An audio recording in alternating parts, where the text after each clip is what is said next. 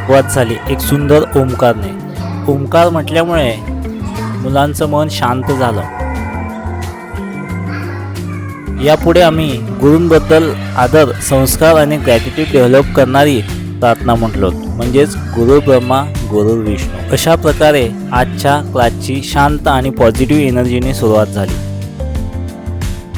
यानंतर मुलांनी सूर्यनमस्कार खूप उत्साहाने केला.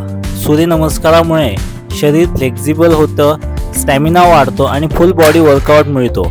रेग्युलर प्रॅक्टिसमुळे इम्युनिटी स्ट्रॉंग होते आणि माइंड फ्रेश राहतं. सर्व मुलांनी खूप आनंदाने आणि एनर्जीने सूर्यनमस्कार एन्जॉय केला.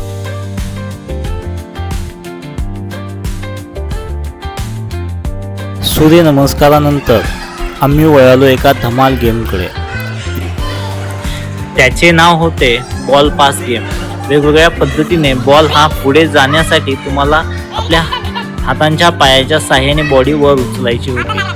तर आपण पाहू शकतो की कशा पद्धतीने मुले पूर्णपणे आपला शरीराचा तोल दोन्ही हात आणि पायांवरती सांभाळत होते.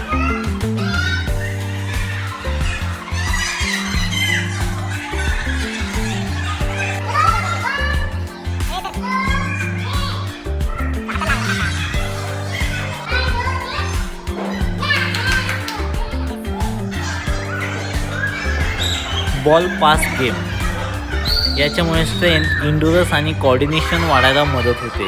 त्यासोबत हातांची ताकद, पायांची ताकद मुलांमध्ये वाढली जाते. मुलं खूप आनंदाने आणि उत्साहाने या गेममध्ये पार्टिसिपेट करत होते. मोठी मुलं त्यांना समजावून सांगत होते की कशा पद्धतीनं हा गेम आपल्याला खेळायचा आहे. खूप आनंदाने सर्वजण गेम खेळत होते.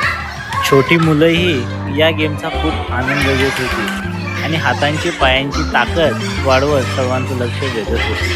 अतिशय सकारात्मक पॉझिटिव्ह एनर्जीने सर्वांनी हा गेम एन्जॉय केला.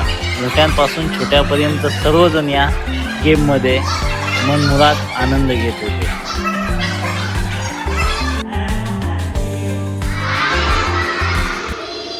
मज्जा मस्तीनंतर आम्ही वळालो लर्निंगकडे.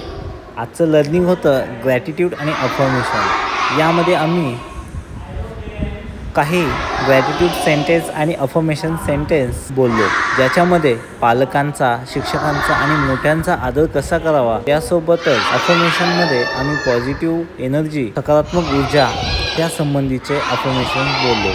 सर्वांनी खूप आनंदाने या ॲक्टिव्हिटीचा आनंद घेतला.